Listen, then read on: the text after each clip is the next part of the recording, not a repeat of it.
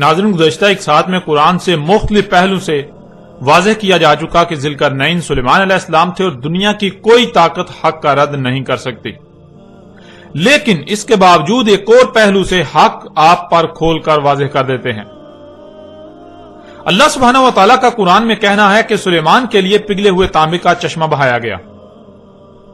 اب سوال یہ پیدا ہوتا ہے کہ اللہ نے قرآن میں سلیمان کے لیے تانبے کا چشمہ بہانے کا ذکر تو کیا، لیکن کیا اللہ سبحانہ و تعالیٰ قرآن میں اس سوال کا جواب دیتا ہے کہ سلیمان کے لیے پگھلے ہوئے تانبے کا چشمہ کیوں بہایا گیا؟ یعنی سلیمان علیہ السلام کو غیر معمولی مقدار میں تانبا کس مقصد کے لیے دیا گیا؟ سلیمان نے اس کو پگھلا کر کب، کہاں اور کیوں استعمال کیا؟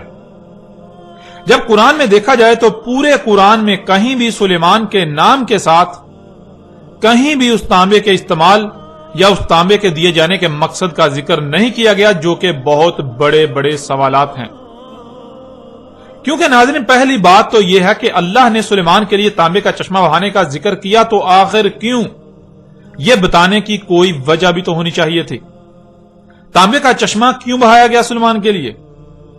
آخر سلیمان کو اس کی ضرورت کب،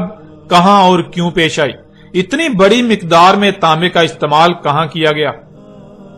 آپ پورے کا پورا قرآن چھان لیں، آپ کو کہیں بھی سلیمان کا نام استعمال کرتے ہوئے سلیمان کی طرف سے تانبے کے استعمال کا ذکر نہیں ملے گا۔ اور اگر یہ بات مان لی جائے کہ قرآن ان سوالات کے جوابات دینے سے قاصر ہے، خاموش ہے، تو قرآن اپنے ہی دعوے میں غلط ثابت ہو جاتا ہے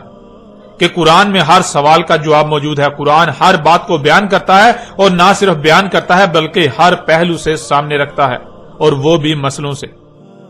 اس لیے اگر قرآن ان سوالات کے جوابات نہیں دیتا تو اس کا مطلب بالکل واضح ہو جاتا ہے کہ قرآن اپنے ہی دعوے میں جھوٹا ہے، جو کہ بالکل ناممکن ہے۔ قرآن اپنے دعوے میں جھوٹا ہو ہی نہیں سکتا، قرآن اپنے ہی دعوے میں غلط ہو ایسا ممکن ہی نہیں۔ ناظرین، قرآن نے اگر ان سوالات پر خاموش ہی رہنا تھا تو سوال یہ پیدا ہوتا ہے کہ قرآن نے بلا وجہ ایسی بات ہی کیوں کی؟ اگر قرآن کے پاس ان سوالات کے جوابات ہی نہ تھے تو قرآن نے خود ہی ان سوالات کو جنم کیوں دیا؟ اور اس سے بھی بڑھ کر تو یہ کہ قرآن میں سلیمان کو تانبے کے دیے جانے کا ذکر بے معنی و بے مقصد ہو جاتا ہے،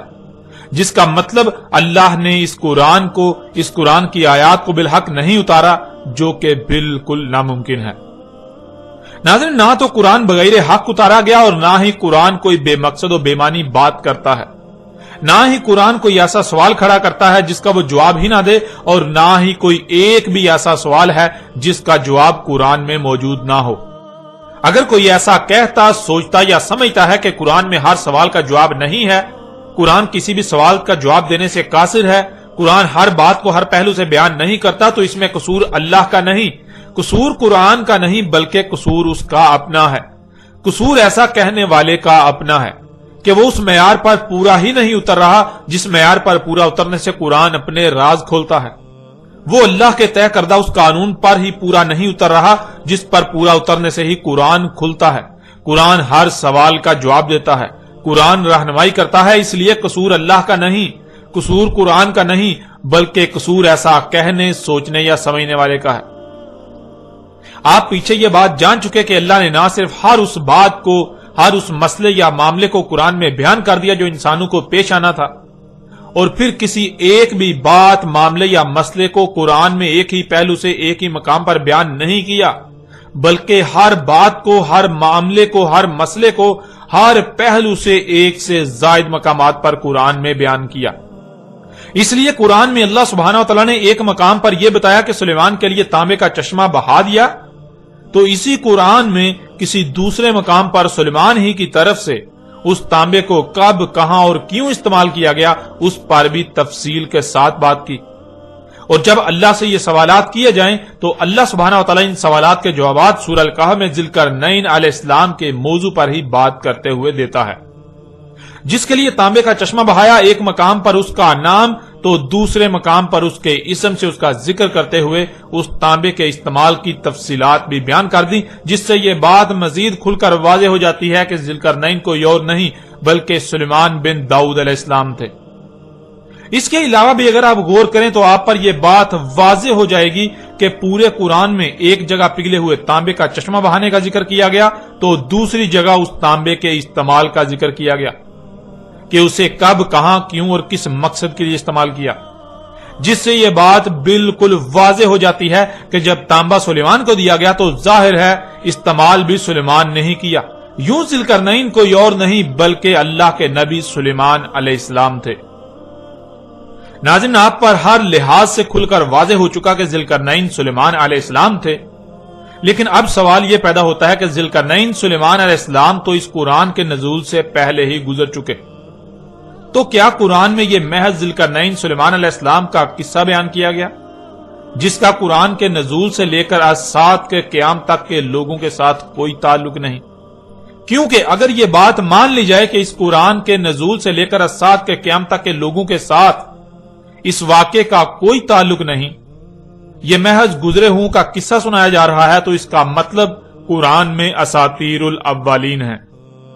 یعنی یہ محض پہلوں کی سطریں ہیں، قصے کہانیاں ہیں، اس سے بڑھ کر کچھ نہیں۔ اور پھر سوال یہ پیدا ہوتا ہے کہ کیا یہی حق ہے یا پھر حق اس کے بالکل برعکس کچھ اور ہے؟ اس قرآن میں قرآن کے نزول سے پہلے جو گزر چکے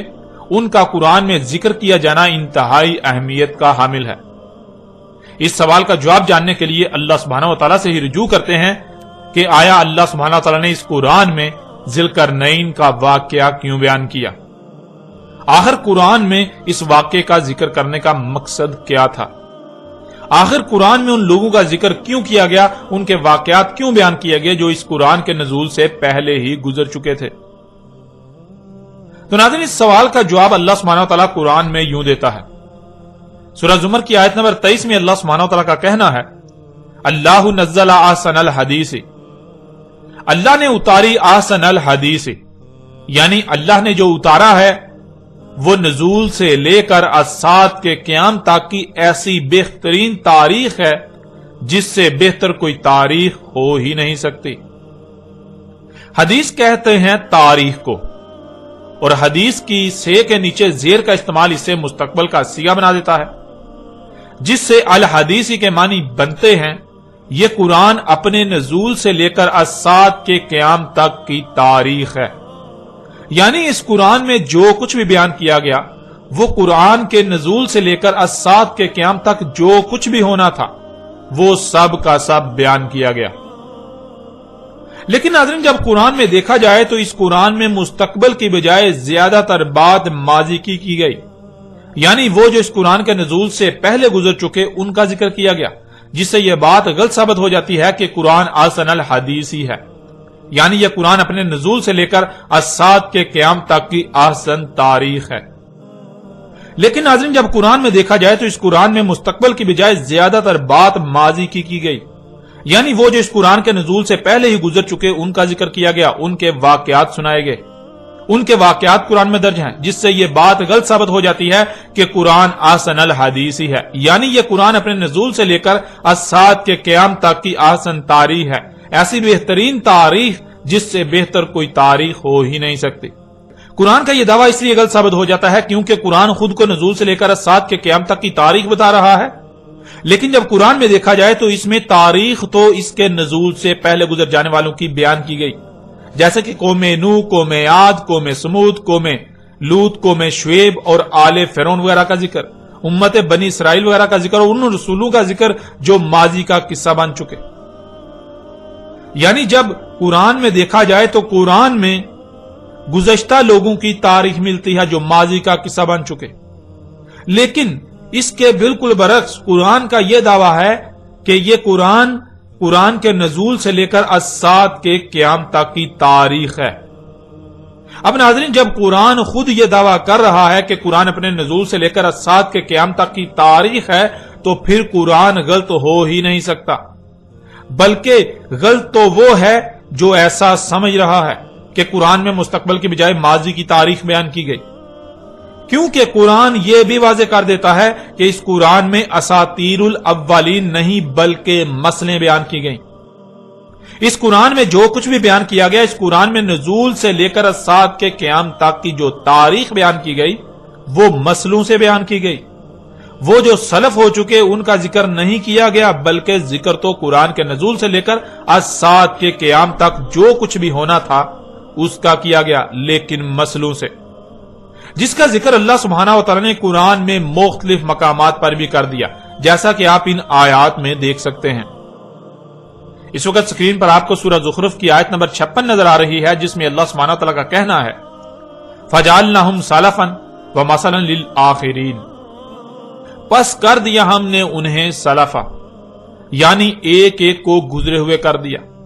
جو دنیا میں آئے تھے اب گزرے ہوئے ہو چکے، اور جنہیں ایک ایک کو گزرے ہوئے کر دیا انہیں مثل کر دیا آخرین، یعنی بعد والوں کے لیے۔ ناظرین، یہاں سوال یہ پیدا ہوتا ہے کہ کن کو سلفا کر دیا، یعنی جو بھی دنیا میں آئے ان میں سے ایک ایک کو گزرا ہوا کر دیا، وہ کون ہیں، کن کو کر دیا؟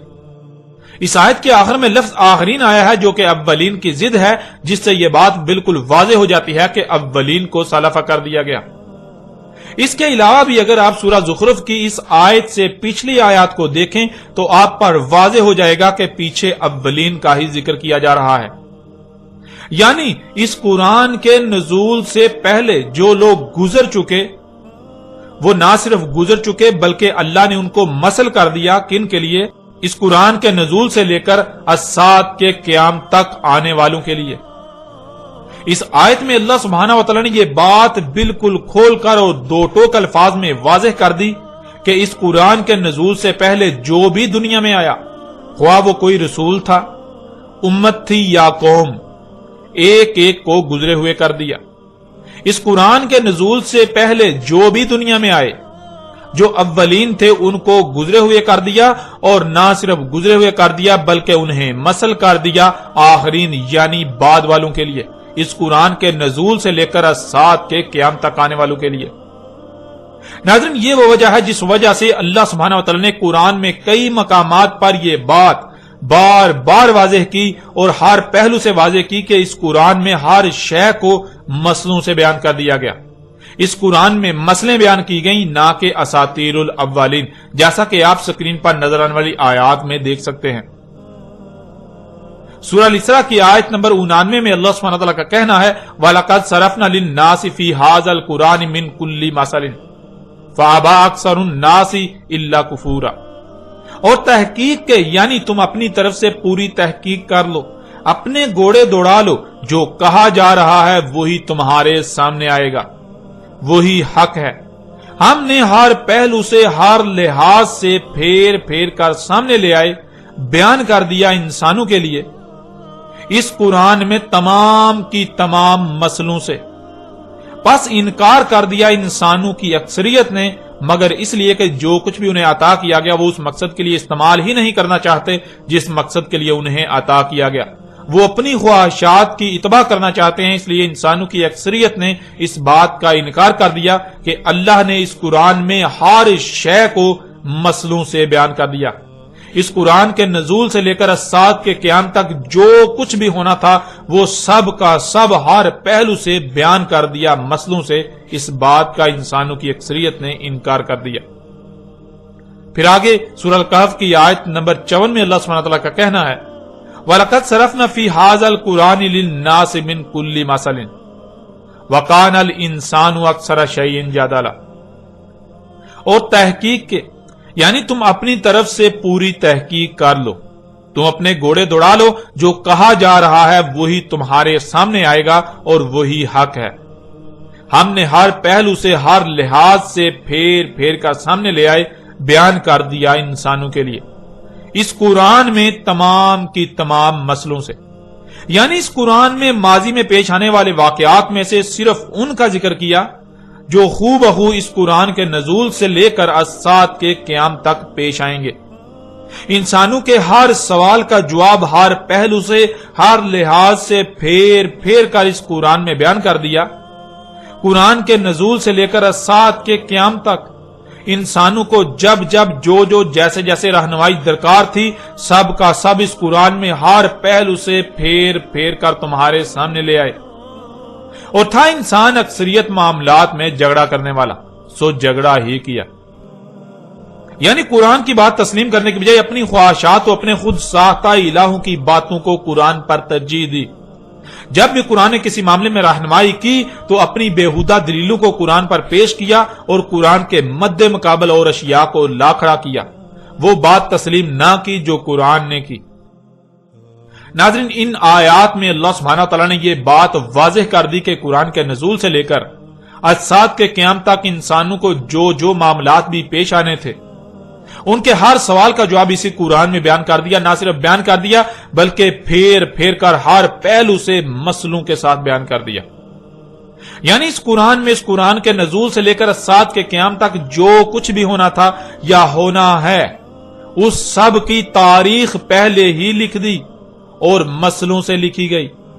مطلب یہ کہ آپ اس قرآن میں دیکھتے ہیں بار بار جگہ جگہ وہ لوگ جو گزر چکے ان کا ذکر آتا ہے، بہت سے واقعات کا ذکر آتا ہے جو ماضی میں ہو چکے، جس سے بظاہر ایسا لگتا ہے کہ قرآن گزرے ہوں کی کہانیاں سنا رہا ہے۔ قرآن ان لوگوں کے قصے سنا رہا ہے جو اس قرآن کے نزول سے پہلے ہی دنیا سے جا چکے، گزر چکے، لیکن وہ قصے کہانیاں نہیں ہیں، وہ اساطیر الاولین نہیں ہیں، بلکہ وہ سب کی سب مسئلے ہیں۔ ماضی میں جو کچھ بھی ہوا اس میں سے وہ اور ایسے بیان کیا جو آگے مستقبل میں ہونے والے واقعات کا احاطہ کرے۔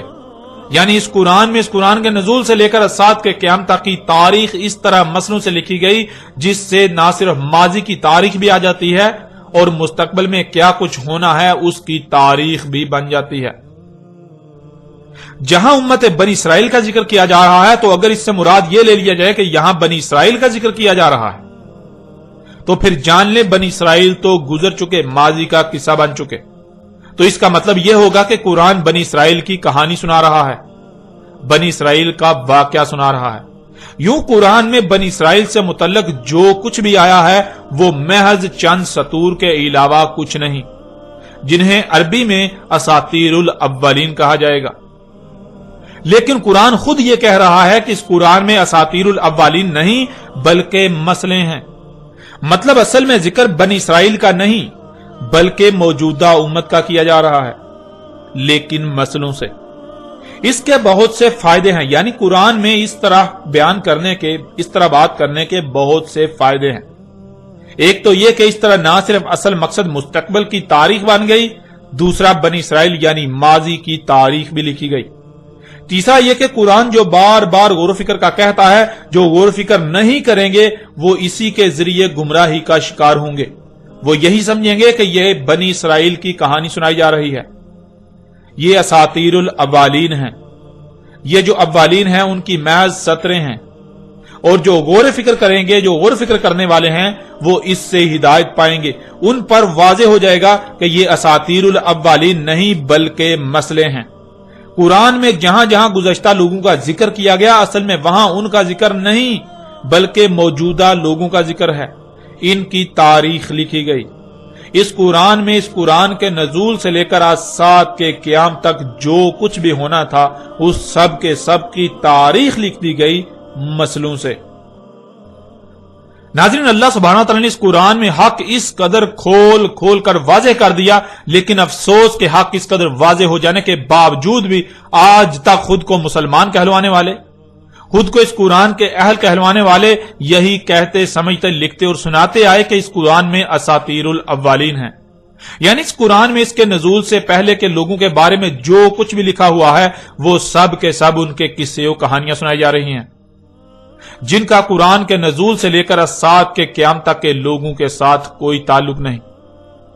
سوائے ان کو ان کی کہانیاں سنائے جانے کے۔ اور اسی بات کو اللہ سبحانہ و تعالی نے آج سے 14 صدیاں قبل ہی اس قرآن میں بھی آیات کی صورت میں اتار دیا تھا، یعنی یہ جو انسانوں نے کیا، یہ خود کو مسلمانوں والوں نے جو کیا، اس کی تاریخ بھی اللہ سبحانہ و تعالی نے آج سے 14 صدیاں قبل ہی اسی قرآن میں اتار دی تھی، جیسا کہ آپ سکرین پر آیات کو دیکھ رہے ہیں۔ سورہ القلم کی آیت نمبر 15 اور المطففین کی آیت نمبر 13 میں اللہ سبحانہ تعالیٰ کا کہنا ہے، اذا تتلی علیہ آیاتنا قال اساطیر الاولین، جب تلاوت کی جاتی ہیں اس پر ہماری آیات، یعنی جب انسان پر اللہ کے بھیجے ہوئے اللہ کے رسول کی طرف سے اللہ کی آیات تلاوت کی جاتی ہیں،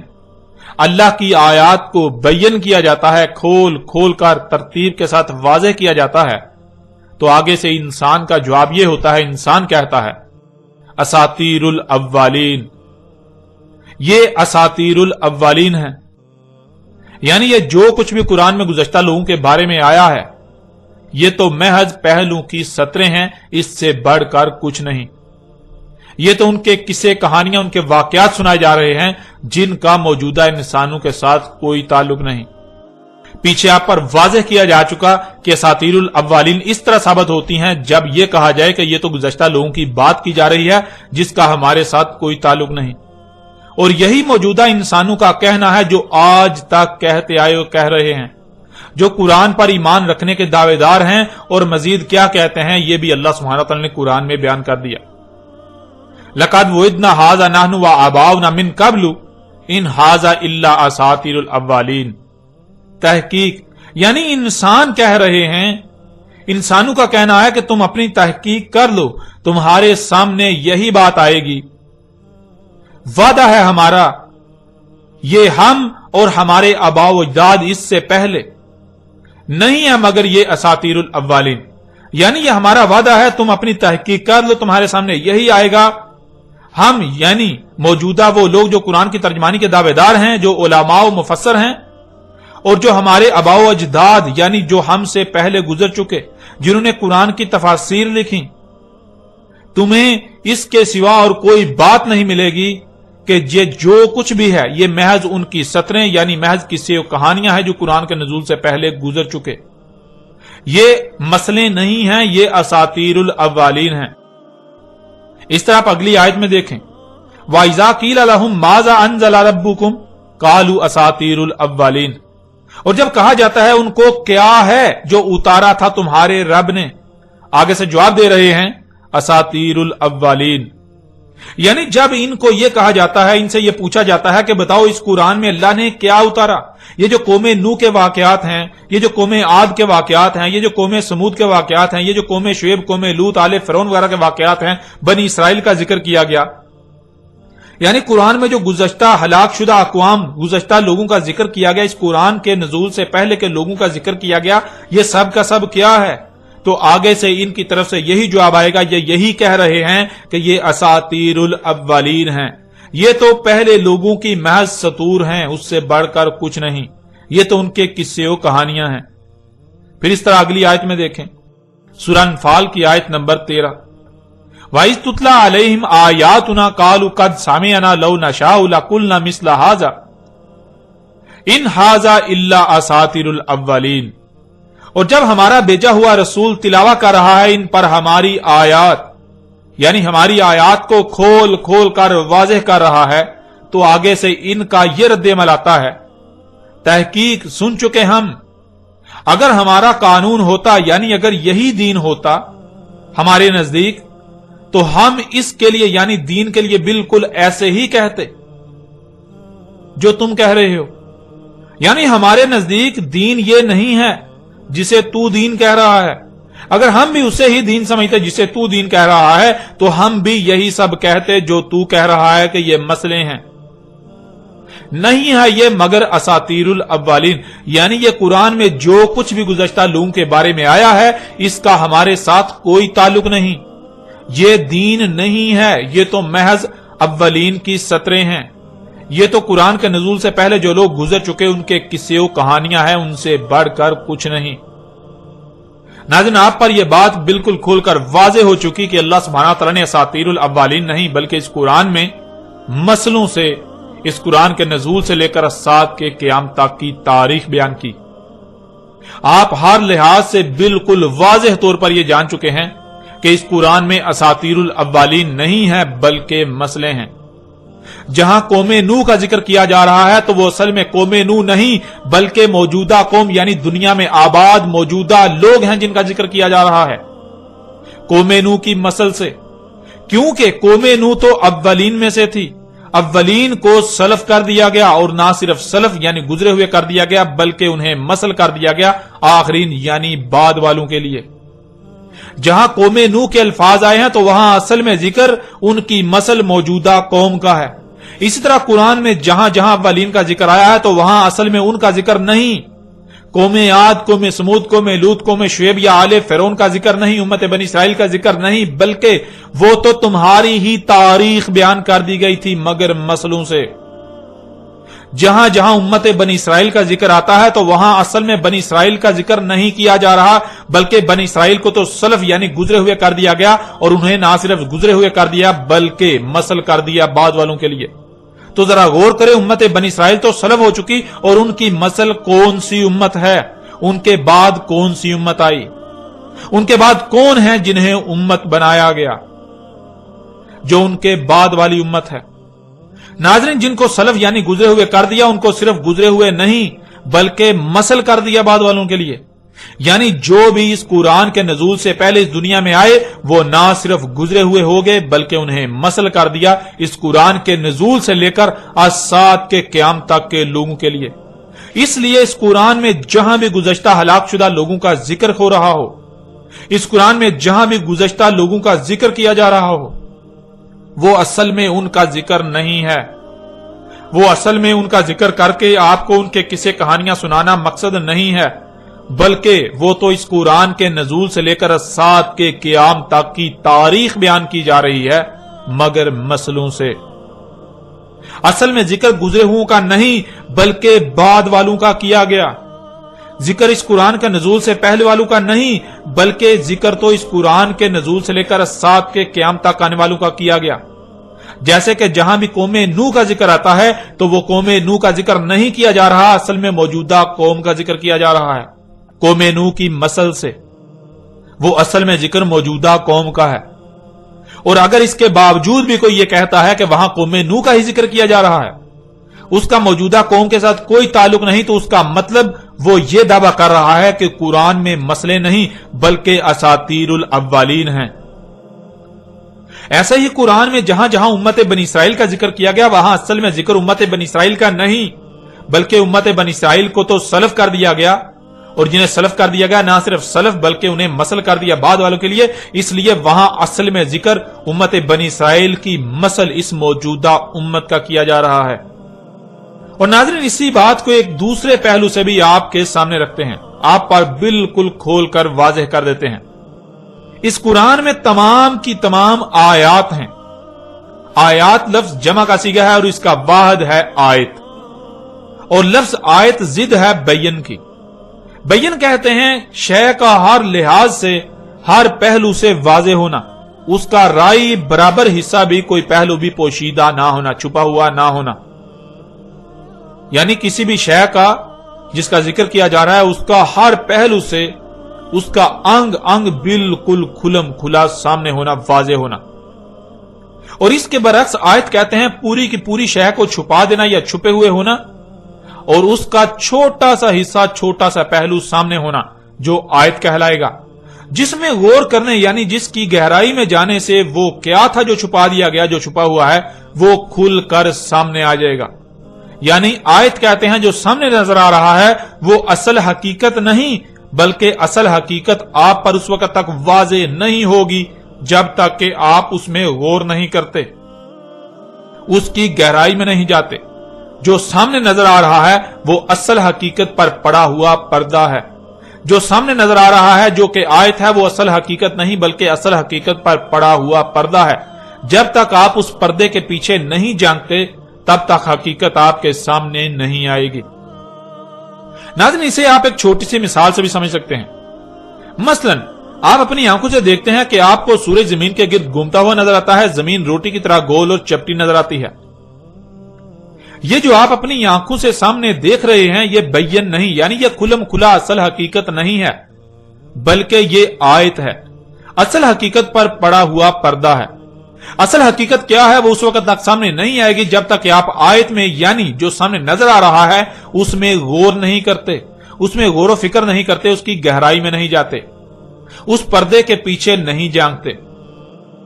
और असल हकीकत क्या है, यह आज पूरी दुनिया पर वाज़ेह हो चुकी है कि सूरज के जमीन के गिर्द घूमने से नहीं बल्कि जमीन के सूरज के गिर्द अपने ही महवर पर घूमने से रात और दिन आ जा रहे हैं। अब नाज़रीन, अगर कोई उससे ही असल हकीकत कहे या मान ले जो आंखों से नजर आ रहा है تو کیا وہ اپنی بات اپنے دعوے میں سچا ہوگا؟ اور حق اس قدر کھل جانے کے باوجود بھی وہ اپنی باطل و بے بنیاد بات پر ڈٹا رہے تو اس کی دماغی حالت کیا ہوگی؟ بالکل واضح ہے کہ ایسا کرنے والا کوئی بیوقوف، جاہل اور پاگل ہی ہو سکتا ہے۔ کوئی ایسا شخص ہی ہو سکتا ہے جس کا ذہنی توازن ٹھیک نہیں ہے۔ بالکل اسی طرح ناظرین، اس قرآن میں آیات اتاری گئی ہیں، اس قرآن میں آیات ہیں، جس کا مطلب کہ اس قرآن میں جو سامنے نظر آ رہا ہے وہ اصل حقیقت نہیں، بلکہ اصل حقیقت اس وقت تک سامنے نہیں آئے گی جب تک کہ آیات میں غور نہیں کیا جائے گا۔ یہ جو سامنے ہے آیات کی صورت میں، یہ اصل حقیقت پر پڑا ہوا پردہ ہے۔ جب تک اس پردے کے پیچھے نہیں جھانکا جائے گا اصل حقیقت تب تک سامنے نہیں آ سکتی۔ اور اگر کوئی آیات کو ہی بینات یعنی اصل حقیقت سمجھے یا کہے تو وہ کوئی پاگل، بیوقوف اور جاہل تو ہو سکتا ہے، عقل مند اور اہل حق نہیں ہو سکتا۔ وہ اپنی بات، اپنے دعوے میں باطل و بے بنیاد اور جھوٹا تو ہو سکتا ہے مگر سچا ہرگز نہیں۔ اس لیے ناظرین، جہاں بھی قرآن میں گزشتہ لوگوں کا ذکر کیا گیا وہ اصل حقیقت نہیں ہے، بلکہ اصل حقیقت اس وقت تک سامنے نہیں آئے گی جب تک کہ آپ انہیں آیات تسلیم کرتے ہوئے ان میں غور نہ کر لیں، اسے پردہ تسلیم کرتے ہوئے اس پردے کے پیچھے نہ جھانک لیں۔ اس قرآن میں جہاں قوم نوح کا ذکر ہے تو قوم نوح آیت ہے، جب اس میں غور کیا جائے، اسے بیان کیا جائے تو قوم نوح کی بجائے اصل میں ذکر وہاں اس موجودہ قوم کا کیا جا رہا ہے۔ اسی طرح جہاں امت بنی اسرائیل کا ذکر کیا جا رہا ہے تو وہ اصل میں امت بنی اسرائیل کا ذکر نہیں، بلکہ بنی اسرائیل تو آیت ہے۔ بنی اسرائیل کو آیت بنا دیا گیا۔ بنی اسرائیل آیت ہے، جب اسے بیان کیا جائے گا تو اصل حقیقت سامنے آئے گی موجودہ امت کی صورت میں۔ اب جب کہ ناظرین یہ حقیقت آپ پر واضح ہو چکی تو اب آپ یہ بھی جان لیں، جو کہ اب تک خود ہی واضح ہو جانا چاہیے تھا، کہ قرآن میں ذوالقرنین سلیمان علیہ السلام کا جو قصہ بیان کیا گیا وہ اصل میں ذوالقرنین سلیمان علیہ السلام کا ذکر نہیں کیا گیا، بلکہ وہ مسئلوں کے ساتھ قرآن کے نزول سے لے کر الساعۃ کے قیام تک جو ہونا تھا، آج سے 14 صدیاں قبل ہی اس کی تاریخ اتار دی گئی تھی۔ تاریخ کہتے ہیں حادثے کے وقوع پذیر ہو جانے کو، یعنی کچھ ہوا تو اس کے بارے میں اس کے بعد جو لکھا جائے کہ وہ کب، کیوں، کیسے ہوا، تاریخ کہلاتی ہے۔ ناظرین، کوئی بھی تاریخ دان اس وقت تک تاریخ نہیں لکھ سکتا جب تک کہ واقعہ وقوع پذیر نہیں ہو جاتا۔ قرآن اللہ کی اتاری ہوئی تاریخ ہے، اور اللہ کے لیے ماضی، حال، مستقبل کچھ بھی پوشیدہ نہیں ہے۔ اس لیے اللہ نے انسانوں کے نزدیک اس کی تاریخ اتار دی جو مستقبل میں ہونا تھا، یعنی جو انسانوں کے نزدیک مستقبل تھا، اللہ نے آج سے 14 صدیاں قبل ہی اس کی تاریخ اتار دی۔ ناظرین، قرآن میں ذوالقرنین سلیمان علیہ السلام کا ذکر کیا جانا کہ اسے پوری زمین میں مکن دیا گیا، اس وقت علاقائی حکومتوں کے ساتھ ساتھ عالمی حکومت بھی قائم تھی جو کہ سلیمان علیہ السلام کی تھی، یعنی پوری دنیا میں علاقائی حکومتوں کو سلیمان علیہ السلام کنٹرول کرتے تھے، پوری دنیا کی حکومتیں سلیمان علیہ السلام کے تابع تھیں۔ تو ایسے ہی قرآن کے نزول سے لے کر الساعۃ کے قیام تک ہونا تھا۔ ایک وقت ایسا آنا تھا جب دنیا میں ایسا ہونا تھا، جس کی تاریخ اللہ سبحانہ تعالی نے آج سے 14 صدیاں قبل ہی اتار دی تھی۔ یعنی قرآن کے نزول کے بعد جب الساعۃ بالکل سر پر آ جانا تھی، تب دنیا کو گلوبل ولیج بن جانا تھا، دنیا کو ایک عالمی گاؤں کی حیثیت اختیار کر جانا تھی۔ علاقائی حکومتیں ہونے کے باوجود ان کو ایک عالمی حکومت کے ماتحت آنا تھا۔ ذوالقرنین سلیمان علیہ السلام کے پاس تیز ترین فضائی سفر کے اسباب ہوتے ہیں، جس سے زمین کے مغرب و مشرق کے سفر کیے جاتے ہیں، یعنی قرآن کے نزول سے لے کر الساعۃ کے قیام تک ایسا وقت آنا تھا جب انسانوں کو ایسے اسباب حاصل ہو جانا تھے جن سے وہ ہوا میں انتہائی تیز رفتاری سے زمین کے مغرب و مشرق کے سفر کریں گے۔ ذوالقرنین کا ایسے لوگوں سے کلام کرنا جو کہ کسی ایک بھی بات کو سمجھنے کی صلاحیت نہیں رکھتے، یہ قرآن کے نزول سے لے کر الساعۃ کے قیام تک ہونا تھا کہ انسانوں کے ایسے اسباب حاصل ہو جانا تھے جن سے آپس میں ایسی ایسی قوموں سے کلام کرنا تھا کہ جن کا ایک لفظ بھی سمجھنے کی صلاحیت نہ رکھتے ہوں۔ تماثیل بنانا تھی، یعنی وہ جو گزشتہ ہلاک شدہ اقوام نے خلق کیا تھا، بالکل وہی قرآن کے نزول سے لے کر الساعۃ کے قیام تک ایسا وقت آنا تھا کہ جب ایسا سب کچھ خلق کیا جانا تھا۔ تماثیل خلق کی جانی تھی، بلند و بانگ رواسیات خلق کرنا تھی، یعنی بلند و بانگ چوٹیاں جو کہ عمارتیں ہیں وہ خلق کرنا تھی، انتہائی تباہ کن اسلحہ خلق کرنا تھا، طرح طرح کے اسباب خلق کرنے تھے جو گزشتہ ہلاک شدہ اقوام نے خلق کیا تھا۔ ذوالقرنین نے مغرب کا سفر کیا، وہاں پہنچا جہاں خشکی ختم اور آگے سمندر ہی سمندر ہے، جہاں سے سورج گرم پانیوں میں ڈوبتا ہوا نظر آتا ہے۔ وہاں جو قوم تھی وہ دنیا میں فساد کی جڑ تھی، یعنی قرآن کے نزول سے لے کر سات کے قیام تک جب زمین میں فساد عظیم بپا ہونا تھا، ایسے اسباب وجود میں آ جانا تھے، ترقی کے نام پر فساد عظیم ہونا تھا، تب مغرب میں جہاں خشکی ختم اور وہاں سے سورج گرم پانیوں میں ڈوبتا ہوا نظر آتا ہے، وہاں جو قوم ہونا تھی، یعنی دنیا کے مغرب میں جہاں خشکی ختم ہوتی ہے تو آخری جو خشکی کا مقام ہے، وہاں جو قوم ہونا تھی، اس قوم نے زمین میں فساد کی بنیاد، فساد کی جڑ ہونا تھا۔ اور ذرا غور کریں، کیا آج ایسا ہوا؟ کیا آج ایسا ہو رہا ہے؟ کیا آج واقعتاً ایسے خطے میں ایسی قوم آباد ہے جو زمین میں فساد کی جڑ ہے، فساد کی بنیاد ہے، جہاں کے شیاطین زمین و آسمانوں میں فساد عظیم کر رہے ہیں؟ جب غور کریں تو ہاں، بالکل وہ خطہ آج موجود ہے جسے دنیا امریکہ کا نام دیتی ہے، اور امریکی قوم جو دنیا میں فساد کی جڑ ہے، فساد کی بنیاد ہے۔ اسی طرح ذوالقرنین کے مشرق کے سفر کا ذکر کیا گیا، وہاں ایسی قوم جب سورج طلوع ہوتا ہے تو سب سے پہلے اسی قوم پر طلوع ہوتا ہے، اس کے بعد باقی اقوام پر طلوع ہوتا ہے۔ اس قوم نے زمین میں فساد عظیم بپا کرنا تھا، اور آج وہ قوم موجود ہے جسے چینی اور جاپانی قوم کہا جاتا ہے۔ یہی وہ قوم ہے مشرق کی جانب کے جب سورج طلوع ہوتا ہے تو سب سے پہلے اسی قوم پر طلوع ہوتا ہے، اس کے بعد باقی اقوام پر طلوع ہوتا ہے۔ اسی طرح تیسرا سفر جو مغرب و مشرق کے درمیان تھا، وہاں جو خطہ ہے، اس خطے میں قرآن کے نزول سے لے کر سات کے قیام تک ایسی قوم نے آنا تھا جس نے زمین میں تباہی مچانا تھی، فساد کرنا تھا، لوگوں کے اموال لوٹنا تھے، اور وہ خطہ یورپ اور روس کا خطہ بنتا ہے۔ اور آج بالکل یہ قوم بھی فساد کر رہی ہے، پوری دنیا کے وسائل لوٹ رہی ہے۔ مغرب و مشرق میں جن اقوام کا ذکر کیا گیا، یہ موجودہ دور کی تاریخ بیان کی گئی تھی۔ قرآن کے نزول کے بعد جب اعظم فتنہ یعنی دجال کا ظہور ہونا تھا، اس کے پیچھے 3 اقوام کو ہونا تھا۔ ان میں سے ایک دنیا کے مغرب میں آباد امریکی قوم، دوسری دنیا کے مشرق میں آباد چینی اور جاپانی قوم، اور تیسری ان دونوں کے وسط میں آباد روسی اور یورپی قوم۔ یہ عظیم راز آج سے 14 صدیاں قبل ہی بیان کر دیے گئے تھے۔ اس وقت جو لوگ یہ سب کچھ کر رہے تھے ان کو قرآن میں یاجوج اور ماجوج کہا گیا۔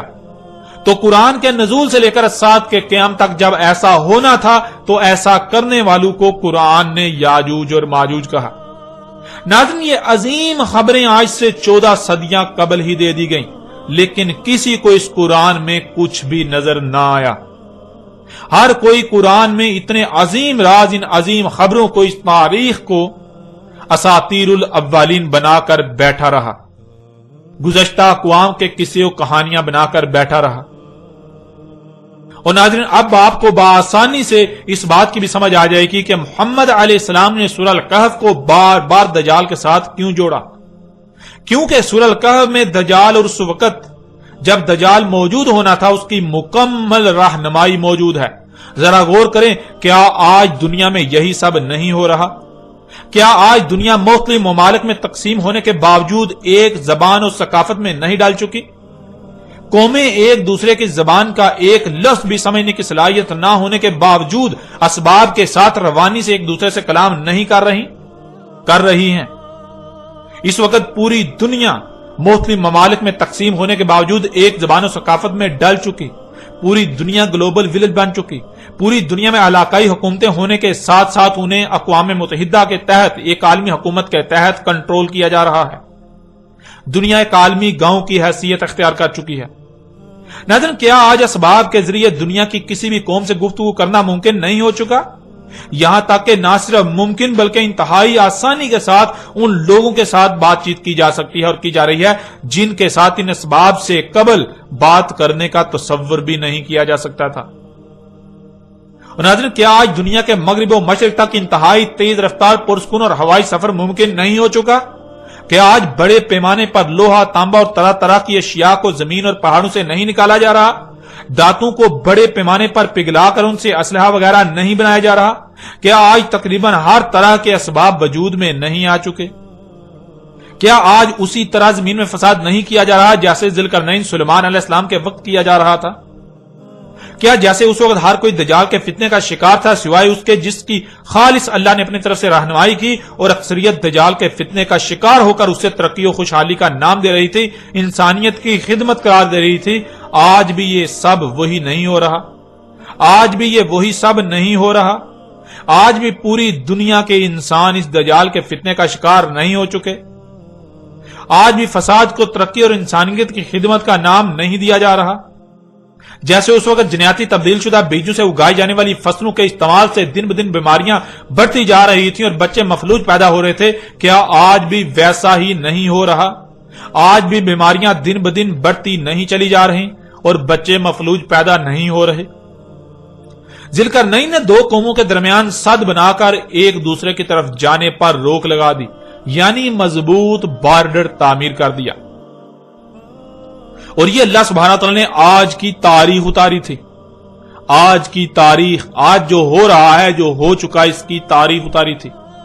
ذرا غور کریں کہ آج پوری دنیا میں بارڈر تعمیر کر کے قوموں کا ایک دوسرے کی طرف سفر اس قدر ناممکن نہیں کر دیا گیا؟ کیا قوموں کے درمیان دیواریں تعمیر نہیں کر دی گئیں، رکاوٹیں نہیں کھڑی کر دی گئیں؟ آج پوری دنیا میں قوموں کے درمیان دیواریں تعمیر کر دی گئیں، یعنی بارڈر کھڑے کر دیے گئے کہ کوئی قوم ادھر سے ادھر نہ آ سکے اور ادھر سے ادھر نہ جا سکے۔ یہ اللہ سبحانہ تعالیٰ نے آج سے 14 صدیاں قبل ہی آج کی تاریخ اتاری تھی۔ اللہ سبحانہ تعالیٰ نے قرآن میں مسلوں سے آج سے 14 صدیاں قبل ہی آج کی تاریخ بیان کر دی تھی، جسے آج تک قصے و کہانیاں بنا دیا گیا۔ اب ذرا غور کریں، قرآن میں سورہ الکہف کی ان آیات کو اتارنے کا مقصد کیا تھا؟ کیا یہ ذوالقرنین اور ان قوموں کی کہانی سنائی جا رہی ہے؟ یعنی قرآن میں اساطیر الاولین ہیں، یا پھر قرآن کے نزول سے لے کر سات کے قیام تک جو کچھ بھی ہونا تھا اس کی مسلوں سے تاریخ بیان کر دی گئی؟ اور آپ یہ بات بارہا جان چکے ہیں کہ قرآن میں اساطیر الاولین نہیں بلکہ مسلیں بیان کی گئیں۔ قرآن میں آیات ہیں، بینات نہیں ہیں۔ یعنی سورہ الکہف کی آیات میں جو سامنے نظر آ رہا ہے وہ اصل حقیقت نہیں بلکہ اصل حقیقت تو اس کے پردے میں چھپا دی گئی، ان آیات کے پردے میں چھپا دی گئی۔ اصل میں ذوالقرنین علیہ السلام اور ان قوموں کا ذکر کرنا مقصود نہیں تھا، بلکہ اصل میں تو ذوالقرنین اور ان قوموں کے پردے میں دنیا میں آباد موجودہ قوموں کا ذکر کیا گیا، ان کی تاریخ اتاری گئی تھی۔ ذوالقرنین اور وہ قومیں تو سلف ہو چکی، اور جنہیں سلف کر دیا گیا انہیں نہ صرف سلف بلکہ مسل کر دیا گیا بعد والوں کے لیے۔ تو یہاں سلف کے پردے میں اصل ذکر مسل کا ہو رہا ہے جو کہ موجودہ اقوام ہیں۔ ناظرین، اللہ سبحانہ و تعالی نے آج سے 14 صدیاں قبل ہی ان آیات کی صورت میں عظیم خبریں دے دی تھیں، آج کی مکمل تاریخ اتار دی تھی،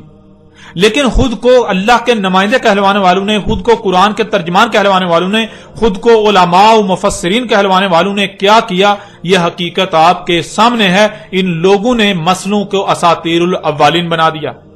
ان لوگوں نے قرآن میں جو کچھ بھی یہ ذکر آیا، گزشتہ اقوام کا ذکر آیا، ان لوگوں نے ان کو مسلوں کے بجائے اساطیر الاولین بنا دیا۔ انہوں نے ان کو ان قوموں کے قصے و کہانیاں بنا دیا، اور پھر ان قصے و کہانیوں کو اتنا پھیلایا گیا کہ کوئی تصور بھی نہ کر سکے، کسی کے تصور میں بھی نہ آئے کہ قرآن میں اساطیر الاولین نہیں بلکہ مسئلے ہیں۔ آپ ان کی تفاسیر اٹھا کر دیکھیں، آپ ان کے تراجم اٹھا کر دیکھیں، آپ کسی بھی ملا سے پوچھ لیں، کسی مفسر سے پوچھ لیں، آپ کسی سے بھی سوال کر لیں کہ قرآن میں یہ جو گزشتہ اقوام کا ذکر کیا گیا یہ کیا ہے، تو آپ کے اوپر بالکل واضح ہو جائے گا کہ ان لوگوں نے یہ قرآن میں اساطیر الاولین بنا دی۔ ان لوگوں نے قرآن میں ان سب کے سب کو ان لوگوں کے قصے و کہانیاں بنا دیا گیا اور ہر طرف پھیلا دیا، جو کہ آج زبان زد عام ہے۔ کسی کو بھی علم نہیں کہ اللہ سبحانہ و تعالیٰ نے تو اس قرآن میں، اس قرآن کے نزول سے لے کر الساعۃ کے قیام تک کی تاریخ اتاری تھی۔ ناظرین، ذوالقرنین علیہ السلام کے اوپر ہر لحاظ سے کھول کھول کر واضح بات ہو چکی۔ اب بڑھتے ہیں اور آگے اور آئندہ ایک ساتھ میں بات کریں گے یاجوج اور ماجوج کے موضوع پر۔